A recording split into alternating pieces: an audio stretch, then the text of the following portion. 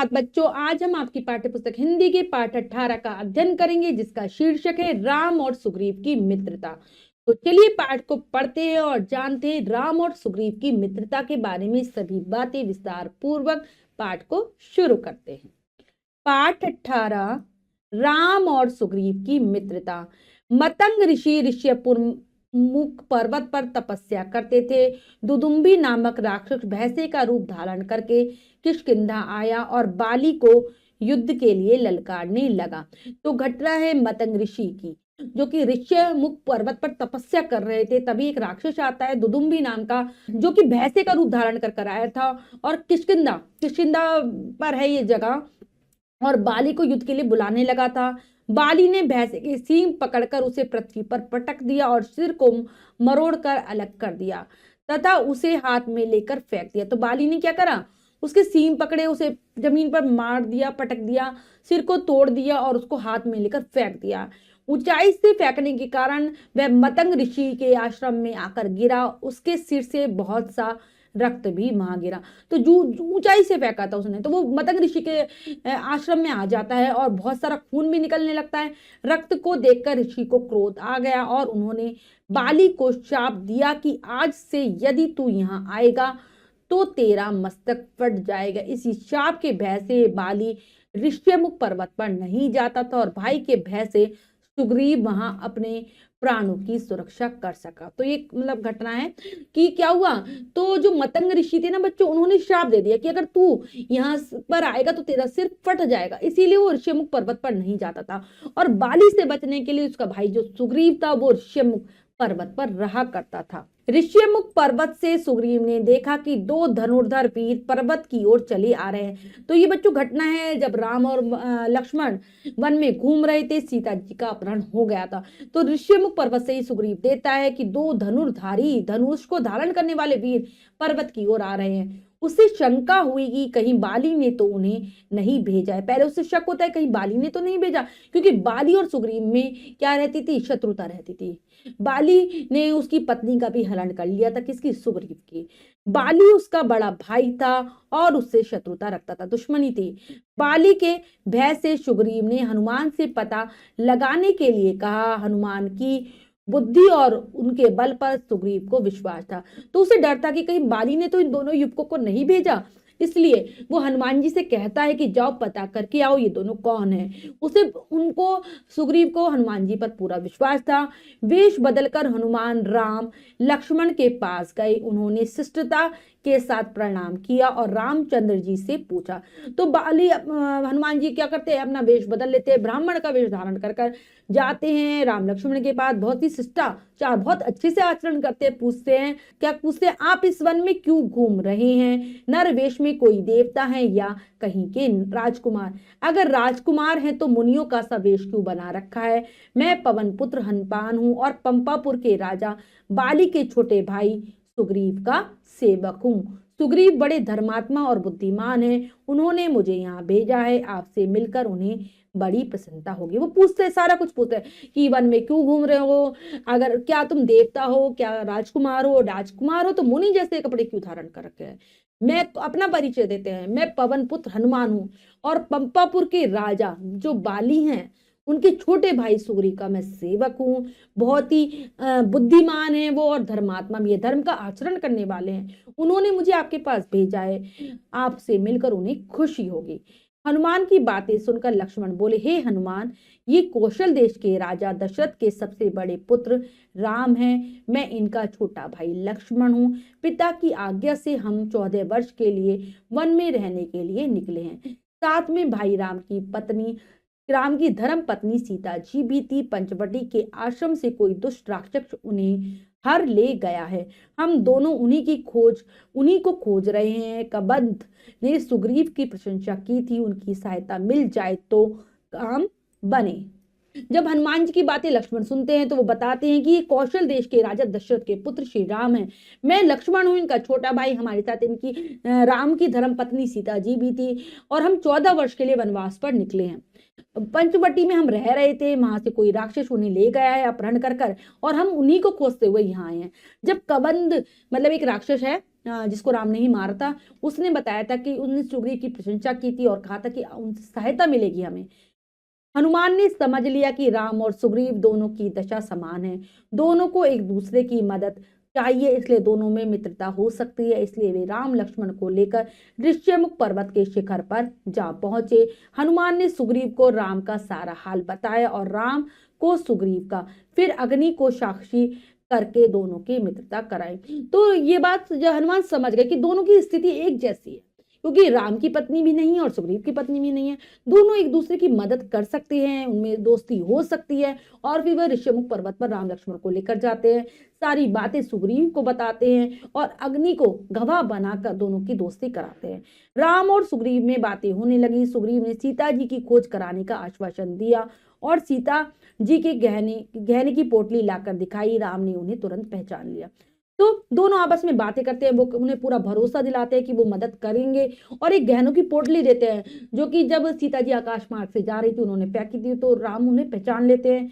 आभूषणों को देखकर राम शोक सागर में डूब गए। तब सुग्रीव ने उन्हें धीरज बंधाया और कहा कि सब प्रकार से आपकी सहायता करूंगा, सीता जी अवश्य मिलेंगी। विपत्ति में सहायता देने वाला ही सच्चा मित्र होता है। मित्रता करना सहज है पर उसे निभाना कठिन है। तो जैसे ही राम जी सीता जी के गहने को देखते हैं, उन्हें दुख होने लगता है। तब उन्हें जो सुग्रीव हैं धैर्य बंधाते हैं और कहते हैं मैं हर तरीके से आपकी मदद करूंगा और सीता जी मिल जाएंगी। जो हमें मुसीबत के समय सहायता देता है, मदद देता है, वही सच्चा मित्र होता है। मित्रता करना तो बच्चों आसान होती है, लेकिन निभाना उससे बहुत कठिन होता है। राम ने सुग्रीव से अपना हाल बताने के लिए कहा। सुग्रीव ने कहा, किष्किंधा का राजा महाबलवान बाली मेरा बड़ा भाई है, उसने मुझे राज्य से निकाल दिया है, मेरी स्त्री छीन ली है और मेरा वध करने की वह बराबर चेष्टा कर रहा है। हनुमान नल नील मेरे सच्चे साथी हैं, घोर विपत्ति में भी इन्होंने मुझे नहीं छोड़ा। अब राम कहते हैं सुग्रीव से कि तुम मुझे बताओ कि तुम्हारी क्या स्थिति है। तू बताता है कि जो किष्किंधा का राजा है ना बाली, बहुत बलशाली है, उसने मुझे अपने राज्य से निकाल दिया, मेरी पत्नी को छीन लिया और वो मुझे मारना चाहता है। जो नल नील और हनुमान है वो मेरे सच्चे मित्र हैं और इन्होंने बहुत मुसीबत आने पर भी मुझे नहीं छोड़ा है। सुग्रीव की कहानी सुनकर श्री राम बोले कि मैं बाली को एक ही बाण में मार दूंगा, तुम्हें अपनी स्त्री भी मिलेगी और राज्य भी मिलेगा। तो राम क्या कहते हैं कि मैं एक ही बाण, एक ही तीर से बाली को मार दूंगा, तुम्हें स्त्री और राज्य दोनों मिल जाएंगे। फिर भी सुग्रीव को भरोसा नहीं हुआ। वो बोला, हे राम, बाली महाबलशाली है, सामने खड़े ताड़ के 7 वृक्षों को बाली एक साथ झकझोर कर पत्ता पत्ता गिरा देता है। जो पुरुष एक ही बाण से सभी वृक्षों को काट देगा वही बाली वध में समर्थ हो सकता है। राम ने एक दिव्य बाण द्वारा 7 वृक्षों को काट गिराया। सुग्रीव चकित रह गया और हाथ जोड़कर बोला कि आपके हाथों बाली मारा जा सकता है, मुझे आपके बल पर भरोसा हो गया। तो सुग्रीव को विश्वास नहीं होता कि राम बाली को मार सकते हैं। वो कहता है कि वो तो बहुत शक्तिशाली है, सामने जो ताड़ के वृक्ष खड़े हैं, अगर 7 वृक्षों को वो एक साथ हिला सकता है, सबके पत्ते गिरा सकता है। अगर कोई व्यक्ति इन 7 वृक्षों को एक साथ काट दे तो वही बाली को मार सकता है। तो राम अपना एक दिव्य बाण निकालते हैं और 7 वृक्षों को एक साथ काट देते हैं। सुग्रीव हैरान रह जाता है और कहता है हाथ जोड़कर कि आपके द्वारा बाली मारा जा सकता है, मुझे विश्वास है आप पर। राम ने कहा, आप देर मत करो, चलकर बाली को युद्ध के लिए ललकारो। मैं पेड़ की ओट में छिपकर तुम्हारा युद्ध देखूंगा और अवसर पाते ही बाली पर बाण छोड़ दूंगा। तो राम कहता है अब तुम देर मत करो, देरी मत करो, उसे युद्ध के लिए बुलाओ, मैं पेड़ के पीछे खड़ा रहूंगा और जैसे ही तुम्हारा युद्ध होगा, मौका मिलते ही मैं बाली को मार दूंगा। युद्ध के लिए तैयार होकर सुग्रीव किष्किंधा नगरी पहुंचा और बाली को ललकारने लगा। सुग्रीव को देखकर बाली क्रोध से उसकी ओर झपटा, भयंकर मल्ल युद्ध होने लगा। बाली की मार खाकर सुग्रीव किसी तरह जान बचाकर भागा। तो युद्ध के लिए अब तैयार हो जाता है सुग्रीव, तैयार होकर किष्किंधा जाता है, बाली को ललकारता है और जैसे ही बाली सुग्रीव को देखता है उसे गुस्सा आने लगता है, वो उसकी ओर जोर से झपटता है और उनमें आपस में मल्ल युद्ध होने लगा है। जो हाथ पैरों से जो युद्ध होता है वो होता है और बाली की मार खाकर सुग्रीव बहुत बुरी हालत हो जाती है सुग्रीव की, वो अपनी जान बचाकर भागता है। बाली ने कुछ दूर तक पीछा किया परंतु वह ऋष्यमुख पर्वत के निकट पहुंच गया, तब बाली लौट आया। तो बाली उसका पीछा भी करता है लेकिन ऋष्यमुख पर्वत पर बाली जा नहीं सकता था, सुग्रीव वहां पहुंच जाता है। राम धनुष पर बाण चढ़ाए देखते ही रह गए, राम देखते ही रह गए क्योंकि उनको समझ नहीं आता कौन बाली है कौन सुग्रीव है। थोड़ी देर बाद श्री राम भी सुग्रीव के पास पहुंच गए। राम को देखकर सुग्रीव को क्रोध आ गया। वह बोले, मुझे आपने बड़ा धोखा दिया। यदि बाली को नहीं मारना था तो मुझे भेजा ही क्यों? यह देखते नहीं उसने मेरी नस नस तोड़ दी है। यदि भागने आता तो वह मुझे बाहर ही डालता। राम ने अपनी कठिनाई बताई। तुम दोनों भाई शक्ल सूरत में इतने मिलते जुलते हो कि बाली को निश्चय पूर्वक नहीं पहचान सका। धोखे से यदि बाण तुम्हें लग जाता तो क्या हो जाता? तुम्हें लग जाता तो बड़ा अनर्थ होता। वो कहते हैं कि वो सुग्रीव को गुस्सा आ रहा था कि तुम तो चाहते ही थे कि मैं मर जाऊं, तुमने तो मुझे धोखा दे दिया है। अगर तुम्हें बाली को मारना ही नहीं था तो मुझे युद्ध के लिए क्यों भेजा? उसने मेरी नस नस तोड़ दिया है। अगर मैं बचकर भागता नहीं तो वह मुझे मार देता। तो राम जी क्या कहते हैं कि मुझे मुश्किल हो रही थी तुम दोनों को पहचानने में। तुम दोनों बिल्कुल शक्ल सूरत में एक से हो। अगर यदि गलती से बाण तुम्हें लग जाता तो बहुत बुरा हो जाता। इतना कहकर राम ने सुग्रीव के शरीर पर हाथ फेरा। उसकी सब पीड़ा जाती रही और उसकी देह वज्र की तरह कठोर हो गई। और ऐसा कहकर वो उसके शरीर पर हाथ फेरते हैं। उसकी जो जो उसको कष्ट हो रहा था वो सब समाप्त हो जाता है और उसकी जो देह थी वो भी वज्र के समान कठोर बन जाती, पत्थर के जैसे कड़ी हो जाती। राम ने सुग्रीव के गले में नाग पुष्पी की लता माला की तरह पहना दी और उससे कहा कि अब फिर युद्ध के लिए जाओ। तो उसे वो नाग पुष्पी की लता जो एक पेड़ की बेल थी उसको माला की तरह पहना देते और कहते जाओ। सुग्रीव बहुत डरा हुआ था परंतु राम के आश्वासन पर वह चला गया और नगर के द्वार पर पहुंचकर सिंह की भांति गरजने लगा। सुग्रीव डरा हुआ तो बहुत था लेकिन जो राम का जो भरोसा था वो उस पर फिर से बाली से लड़ने के लिए चला जाता है और द्वार पर पहुंचकर जोर जोर से चिल्लाने लगता है जैसे सिंह गरज रहा हो। तो जो बच्चों बाली था ना वो रानियों के महल में था।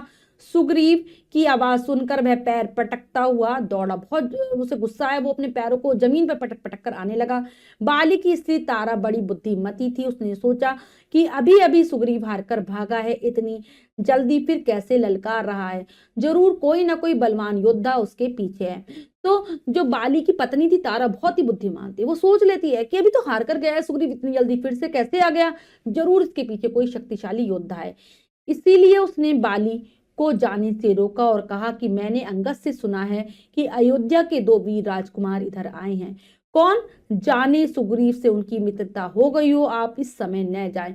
फिर सुग्रीव भी आपका छोटा भाई ही तो है, उसे युवराज बनाकर अपना ले। तो वो कहती है कि इस समय मत जाओ। मुझे लगता है कि मुझे अंगद ने बताया था कि अयोध्या से दो राजकुमार आए हैं, शायद सुग्रीव ने उनसे मित्रता कर ली और इस समय तुम्हें जाने की जरूरत नहीं है। सुग्रीव तुम्हारा छोटा भाई है, उसे युवराज बना लो और अपना लो। बाली ने तारक को डांट दिया और कहा, सुग्रीव भाई नहीं बैरी है, बैरी की ललकार मैं नहीं सह सकता। राम अकारण मुझे क्यों मारेंगे? इतना वचन मैं तुझे भी देता हूं कि मैं सुग्रीव को जान से नहीं मारूंगा, बस उसका अहंकार चूर करके छोड़ दूंगा। तो बाली तारा को जोर से डांट देता, कहता है सुग्रीव भाई नहीं है, वो तो शत्रु है और शत्रु की ललकार मैं सुन नहीं सकता। और राम मुझे क्यों ही मारेंगे बिना कारण के? मेरी उनसे कोई शत्रुता तो है नहीं। लेकिन मैं तुझे वचन देता हूं कि मैं सुग्रीव को नहीं मारूंगा, केवल उसका घमंड तोड़ दूंगा। बाली ने झपटकर सुग्रीव को घूसा मारा। उसके मुंह से रक्त निकलने लगा। बाली युद्ध के मैदान में जाकर सुग्रीव को जोर से पकड़ लेता है, घूसा मारता है जिससे खून आने लगता है। चपेटों की आवाज तड़ातड़ होने लगी। धीरे धीरे सुग्रीव का बल क्षीण होने लगा। सुग्रीव को व्याकुल देखकर राम ने एक कठोर बाण बाली को लक्ष्य बनाकर छोड़ दिया। बाली का सीना फट गया और वह पृथ्वी पर गिर पड़ा।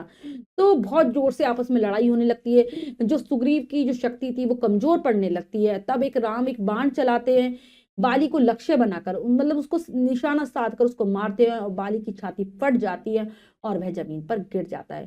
बाली के गिरते ही सुग्रीव के सभी साथी प्रकट हो गए। जैसे ही बाली जमीन पर गिरता है सब लोग सामने आ जाते हैं। बाली ने देखा कि सामने धनुष लिए राम खड़े हैं, सामने राम जी भी थे। बाली उनसे सवाल पूछता है, किया मैंने आपका क्या बिगाड़ा था? न तो मैंने आपका अपमान किया और न ही आपके राज्य पर चढ़ाई ही की। आपने यह अधर्म क्यों किया? लड़ना ही था तो सामने आकर लड़ते। बाली पीड़ा से बेचैन था, अधिक न बोल सका। तो कहता है कि मैंने आपको क्या ही बुरा किया है? तो मैंने तो आपका अपमान भी नहीं किया, आपके राज्य पर चढ़ाई भी नहीं की, आपको युद्ध के लिए भी नहीं ललकारा, तो आपने फिर यह अधर्म क्यों किया? आपने ये गलती क्यों की? अगर आपको लड़ना था तो सामने से आकर लड़ते। और बाली उस समय बहुत उसे कष्ट हो रहा था, वह बोल नहीं पा रहा था। राम को बाली की बातों पर रोष आ गया। वे बोले, मेरा काम धर्म के अनुसार हुआ है। तुमने अपने छोटे भाई की पत्नी को उसके जीते जी अपने घर में रख लिया है। क्या कहते हैं राम कि मैंने तो, उन्हें क्रोध आ रहा था, रोष मतलब क्रोध, कि मेरा तो सारा काम धर्म के अनुसार है, तुम्हारा छोटा भाई ही है, तुमने उसकी पत्नी को बिना उसके मरे ही अपने घर में रख लिया है। उसकी पत्नी तुम्हारे लिए बेटी की समान, बेटी जैसी हुई तुम्हारी। तुम्हें मारकर मैंने धर्म की रक्षा की है और मित्र की सहायता की है। तुम्हारे काम पशुओं जैसे थे, पशु को आड़ से मारने में कोई दोष नहीं, कि मैंने अपने दोस्त की मदद की है। तुमने पशुओं जैसा कार्य किया है, और पशु को अगर छिपकर भी मारा जाए तो कोई बुराई नहीं है। बाली ने राम से हाथ जोड़कर क्षमा मांगी और कहा, मुझे पर स्त्री हरण का दंड मिल गया। मेरी पत्नी तारा अनाथ हो गई और मेरा इकलौता बेटा अंगद भी अनाथ हो गया। कहता है कि मैंने दूसरी की स्त्री का हरण किया था, इसकी मुझे सजा मिली है। मेरी पत्नी अनाथ हो गई है, मेरा बेटा भी अनाथ हो गया है। इन पर कृपा कीजिए। राम ने सुग्रीव के सामने ही बाली को आश्वासन दिया। तभी तारा भी रोती रोती आई और पति से लिपटकर विलाप करने लगी। बाली ने एक बार आंखें खोली और सुग्रीव को इशारे से अपने पास बुलाया तथा धीरे से कहा, सुग्रीव, अंगद के अब तुम ही पिता हो, तारा के सुख सम्मान की रक्षा करना, तो सुख सम्मान का ध्यान रखना। इतने कहते ही उसकी आंखें सदा के लिए बंद हो गई। तो तारा भी आ जाती है, रोती रोती रोने लगती है बहुत जोर जोर से। बाली ने एक बार आंख खोली और सुग्रीव को अपने पास इशारे से बुलाया, संकेत से बुलाया, कहा कि अब तुम अंगद के पिता हो, मेरी पत्नी तारा के भी सुख सम्मान की रक्षा करना, ध्यान रखना। ऐसा कहकर जो बाली था हमेशा के लिए अपनी आंखों को बंद कर लेता है। भाई के बल पौरुष को याद कर सुग्रीव भी रोने लगा। राम ने तारा, सुग्रीव और अंगद सबको समझा बुझाकर धीरज बंधाया। सुग्रीव ने विधि पूर्वक बाली की अंत्येष्टि क्रिया की। राम ने सुग्रीव से कहा, वानर राज, अब नगर में जाकर राज तिलक कराओ और अंगद को अपना युवराज बनाओ। तो कहता है कि वो भी उसकी शक्ति को याद करके रोने लगता है, सुग्रीव भी बाली की। और फिर राम, तारा, सुग्रीव, अंगद सबको धीरज बनाते हैं, धैर्य देते हैं। और फिर कहते हैं, जो सुग्रीव था ना, बहुत अच्छे से बाली का अंतिम संस्कार करता है। और राम कहते हैं कि जाओ, अब तुम अपना राज तिलक कराओ और अंगद को युवराज बनाओ। अब वर्षा ऋतु आ गई है, मैं परवर्षण पर्वत पर रहूंगा। वर्षा ऋतु समाप्त होते ही आ जाओ और सीता की खोज में लग जाओ। कि वर्षा ऋतु प्रारंभ हो गई है, अब हम कहाँ पर रहेंगे? परवर्षण पर्वत पर रहेंगे। तुम जैसे ही वर्षा ऋतु समाप्त होगी आ जाना और सीता की खोज शुरू कर देना। सुग्रीव बोला, जैसी आपकी आज्ञा होगी वैसा ही निश्चय करूंगा। मैं प्रतिज्ञा करता हूं कि वर्षा ऋतु समाप्त होते ही वानर सीता जी की खोज में लग जाएंगे। तो कहते जैसे आपका आदेश होगा ऐसा ही कार्य होगा। मैं ये प्रतिज्ञा लेता हूं, जैसे ही वर्षा ऋतु समाप्त होगी सभी वानर सीता जी की खोज करने में लग जाएंगे। वर्षा काल बीतने पर भी जब सुग्रीव राम के पास नहीं आया तो उन्हें क्रोध आया। उन्होंने लक्ष्मण को उसके पास भेजा। किष्किंधा पहुंचकर लक्ष्मण की धनुष की टंकार की तो सुग्रीव भयभीत हो गया। सुग्रीव ने अनुभव किया कि मित्र को दिए हुए वचन भूलकर उसने बड़ा भारी अपराध कर डाला। उसने हनुमान को बुलाकर कहा, दूत भेजकर सब वानरों को बुलवाओ, जो 10 दिन के भीतर नहीं आएगा उसे कठोर दंड मिलेगा। तो वर्षा समाप्त हो जाती है, वर्षा ऋतु, लेकिन सुग्रीव राम के पास आता ही नहीं। तो राम क्रोधित हो जाते हैं। वो लक्ष्मण को भेजते हैं सुग्रीव के पास और कहते हैं, सुग्रीव किष्किंधा पहुंचकर जो लक्ष्मण थे केवल अपनी धनुष की टंकार करते हैं, जिससे सुग्रीव डर जाता है और वो समझ जाता है कि उसने अपने जो मित्र को वचन दिया था वह भूलकर उसने बहुत बड़ी गलती की है। वो हनुमान जी को बुलाता है और कहता है सारे वानरों को बुलाया जाए, बंदरों की सेना को बुलाया जाए, जो 10 दिन के अंदर नहीं आएगा उसे कठोर सजा दी जाएगी। अब सुग्रीव लक्ष्मण के साथ राम से मिलने गया। राम के चरणों में गिरकर उसने माफी मांगी। राम ने बड़े स्नेह से उसे गले लगा लिया। राम और सुग्रीव में बातें हो रही थी कि वानर भालुओं की टोलियां आ पहुंची। तो अब लक्ष्मण के साथ वो राम जी के पास जाता है। सुग्रीव उनसे क्षमा मांगता है, उनके पैरों में गिर जाता है। राम उसे प्रेम से गले लगा लेते हैं। दोनों बातें कर रहे होते हैं, तभी बंदरों और भालू की जो समूह थे वहां आ जाते हैं। सुग्रीव ने वानर दल को 4 भागों में बांट दिया और प्रत्येक दल को एक एक दिशा में जाने का आदेश दिया। उसने हनुमान, नल, नील और चुने हुए वानरों को अंगद के नेतृत्व में दक्षिण की ओर भेजा। तो 4 भागों में बांट देते हैं वो सेना को और अलग अलग दिशा में भेजते हैं। हनुमान, नल, नील और अंगद को वो एक साथ एक दिशा में दक्षिण की ओर भेजते हैं और अंगद उनका नेतृत्व कर रहा था। फिर उसने सभी दलों से कहा, वीरों, जैसे भी हो सके सीता जी का पता लगाओ। इस काम के लिए 1 महीने का समय दिया जा रहा है। सभी वानरों से, भालुओं से कहता है, जैसा भी हो सके तुम्हें सीता जी का पता लगाना है, उनकी खोज करनी है। 1 महीने का समय है तुम्हारे पास। दक्षिण की ओर गए वानरों का दल सीता जी का पता लगाकर आ गया। हनुमान ने सीता जी का संदेश श्री राम जी को दिया। सीता जी की दी हुई चूड़ामणि भी हनुमान ने श्री राम को दे दी। सीता जी की खोज कराकर सुग्रीव ने अपने मित्र के कर्तव्य का पालन किया। तो जो दक्षिण की ओर बानरों का दल भेजा था, जो बंदरों की सेना गई थी, वो सीता जी का पता लगाकर आ जाता है। हनुमान जी सीता जी ने जो संदेश भेजा था राम जी के लिए वो देते हैं, उनकी चूड़ामणि भी राम को देते हैं। तो सीता जी की जो खोज हुई थी सुग्रीव ने जो करवाई थी बानरों के द्वारा, इससे पता चलता है कि उन्होंने अपनी मित्रता किस प्रकार से निभाई, कर्तव्य का उन्होंने पालन किया। श्री राम ने सुग्रीव से कहा, मित्र अब देर न की जाए, अपनी सेना को रण यात्रा की आज्ञा दे। तो वो कहते हैं अब देर मत करो, अपनी जो सेना है उसको युद्ध की यात्रा पर भेजो। अपने मित्र के लिए सुग्रीव ने रावण जैसे महाबली शत्रु के विरुद्ध अपनी सेना को युद्ध में उतार दिया। तो मित्र के लिए, अपनी दोस्ती के लिए सुग्रीव क्या करता है रावण जैसे बलशाली के आगे, जो बहुत बड़ा शत्रु हो जाता है उसके लिए, उसके विरोध में अपनी सेना को युद्ध में भेज देता है। उसने समुद्र के ऊपर सेतु का निर्माण कराया, समुद्र के ऊपर पुल बनवाता है। अपने वीर वानरों और भालुओं को लेकर उसने समुद्र पार करके लंका पर आक्रमण कर दिया। अपनी सेना वानरों की जो बहुत ही वीर थे, भालू जो बहुत वीर थे, उनके साथ वो समुद्र पार कर लंका पर आक्रमण कर देता है, हमला कर देता है। इस अभियान में श्री राम भी अपने मित्र पर पूरा विश्वास करते रहे। वे उसे ही राजा मानते थे, उसे उचित परामर्श देते थे और उसके कथन को सम्मान के साथ स्वीकार करते थे। तो पूरी जो ये अभियान था, जो युद्ध का अभियान था, अपने जो दोस्त है सुग्रीव, राम उस पर पूरा विश्वास करते थे, पूरा भरोसा था, उसे राजा के समान देखते थे, उसे उचित सलाह भी देते थे और जो वो कहता था उसकी बात को भी मानते थे, उसको सम्मान देते थे। लंका युद्ध में राम की विजय हुई, पर उन्होंने विजय का श्रेय अपने मित्र को दिया। लंका का जो युद्ध हुआ था ना राम रावण का, उसमें राम जीत जाते हैं, लेकिन अपने पूरी जीत का जो श्रेय था, यश था, वो उसको देते हैं, सुग्रीव को देते हैं। वे सुग्रीव को सम्मान के साथ अयोध्या ले गए, अपने मित्र को अयोध्या भी लाते हैं। सुग्रीव को अपना मित्र कहकर उन्होंने अयोध्या वासियों से उसका परिचय कराया और अयोध्या वासियों को भी उसे अपना मित्र बताते हैं। आदर सम्मान के साथ उसे अयोध्या में रखा और जब सुग्रीव किष्किंधा जाने लगा तब अपने हाथों से उसे आभूषण वस्त्रों से अलंकृत करके सम्मानित किया। बहुत आदर दिया, सम्मान दिया, आदर सत्कार मिला उसे अयोध्या में राम के द्वारा। और जब वो किष्किंधा लौटने लगे तो उन्होंने अपने हाथों से ही उसे वस्त्र और आभूषणों से सजाकर भेजा, सम्मानित किया।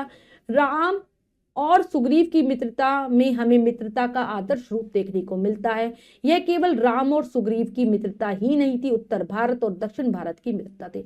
तो राम की जो मित्रता थी हमारे सामने बहुत बड़ा आदर्श प्रस्तुत करती है कि कितने सच्चे मित्र किस प्रकार के होते हैं, हमें बताती है। हमें भी हमेशा सच्चे मित्र ही बनाने चाहिए, ये हमें प्रेरणा मिलती है कि क्यों ये केवल राम और सुग्रीव की मित्रता नहीं बल्कि उत्तर भारत और दक्षिण भारत की मित्रता थी, दोस्ती थी।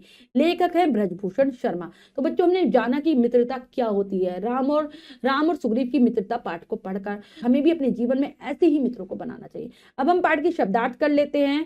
धनुर्धर, धनुष बाण धारण करने वाले, शिष्टता, सभ्यता पूर्ण ढंग। कबध, एक दानव। सीता की खोज में जब राम जा रहे थे तब उनकी कबध से भेंट हुई थी। कबंध ने उन्हें बताया था कि सीता जी की खोज के लिए सुग्रीव की सहायता प्राप्त करें। दशा, हालत, साक्षी, गवाह, आश्वासन, विश्वास, भरोसा, वध, हत्या, मार डालना। दिव्य, अलौकिक। दिव्य मतलब अलौकिक। मलयुद्ध, कुश्ती। अंतःपुर, रानीवास, रानियों के रहने का महल। अहंकार, घमंड, शीर्ण, कमजोर। लक्ष्य, निशाना, रोष, क्रोध, विलाप, रुदन। अंत्येष्टि, मृतक कर्म। अंतिम संस्कार, सेतु, पुल, श्रेय, यश, अलंकृत करके सजाकर। तो बच्चों ये हैं पाठ के शब्दार्थ, इन्हें आप बहुत अच्छे से याद करने का प्रयास करेंगे। अब हम पाठ का अभ्यास कार्य कर लेते हैं जो कि है लिखिए में से। पहला प्रश्न पढ़ते हैं, करने का प्रयास करते हैं। सही उत्तर वाले गोले को रंगिए। प्रश्न में 4 विकल्प है, 3 विकल्प गलत है, 1 विकल्प सही है। हमें सही विकल्प को चुनना है, सही का निशान लगा देना है। करते हैं। बाली को किसका शाप लगा था? मतंग ऋषि का, वशिष्ठ का, विश्वामित्र का, सुग्रीव का। तो मतंग ऋषि का लगा था। पंपापुर का राजा कौन था? राम, बाली, हनुमान, अंगद। तो बाली था। लंका के युद्ध में किसकी विजय हुई? मेघनाथ की, रावण की, श्री राम की, हनुमान की। तो राम जी की विजय होती है। बाली का सुग्रीव से रिश्ता था, पिता पुत्र का, भाई भाई का, मित्रता का, पड़ोसी का। तो ये भाई भाई थे बाली और सुग्रीव। वेश बदलकर हनुमान जी गए थे सुग्रीव के पास, अंगद के पास, राम लक्ष्मण के पास, बाली के पास। तो ये गए थे राम लक्ष्मण के पास। राम ने सुग्रीव की मदद किससे मारकर की थी? बाली को, अंगद को, सेना को, उपयुक्त सभी। तो बाली को मारकर की थी उन्होंने मदद सुग्रीव की। अगला है रिक्त स्थान भरिए। बच्चों में रिक्त स्थानों की पूर्ति करनी है। यहाँ कुछ वाक्य है अधूरे हैं, भरना है, में रिक्त स्थानों को करते हैं। पहला है बाली, क्या आ जाएगा? बाली। बाली के भय से ही सुग्रीव ऋष्यमुख पर्वत पर रहता था। वेश बदलकर हनुमान जी राम लक्ष्मण के पास गए। हनुमान जी ने समझ लिया राम और सुग्रीव दोनों की दशा समान है। राम ने सुग्रीव के गले में नाग पुष्पी की लता माला की तरह पहना दी। बाली के पुत्र का नाम क्या था बच्चों? अंगद था। सत्य कथन पर सही तथा सत्य कथन पर गलत का निशान लगाइए। बच्चों यहाँ पर कुछ वाक्य है, हमें सही गलत बताना है, करते हैं। बाली ऋष्यमुख पर्वत पर रहता था, नहीं, सुग्रीव रहता था। राम और सुग्रीव की मित्रता का आदर्श रूप है, बहुत सही। बाली और सुग्रीव दोनों भाई थे, बिल्कुल सही। सुग्रीव कायर और मूर्ख था, नहीं, ऐसा नहीं था, वो बुद्धिमान था। तारा बाली की पत्नी थी, बिल्कुल सही। निम्नलिखित को सुमेल कीजिए। तो बच्चों यहाँ पर 2 कॉलम है और वह हमें मिलान करना है, अच्छे से करते हैं। राजकुमार राम के भाई लक्ष्मण, राम जी की पत्नी सीता जी, बाली की पत्नी तारा, बाली का पुत्र अंगद और महाबली हनुमान। तो बच्चों ये कार्य हमने बहुत अच्छे से समझकर पूर्ण कर लिया। इसके बाद जो भी कार्य है वो आपको स्वयं करना है सुंदर अक्षरों में अपनी अभ्यास पुस्तिका में। बच्चों आज हमने पाठ के माध्यम से जाना कि राम और सुग्रीव की किस प्रकार से मित्रता थी। हमें भी इसी प्रकार के अपने मित्रों को बनाना चाहिए जो हमारी मुसीबत में सहायता करें। आशा करती हूँ यह पाठ आपको बहुत अच्छे से समझ आ गया होगा। पाठ को फिर से पढ़ेंगे। मिलते हैं अगली कक्षा में नए पाठ के साथ। तब तक के लिए स्वस्थ रहिए, प्रसन्न रहिए। धन्यवाद।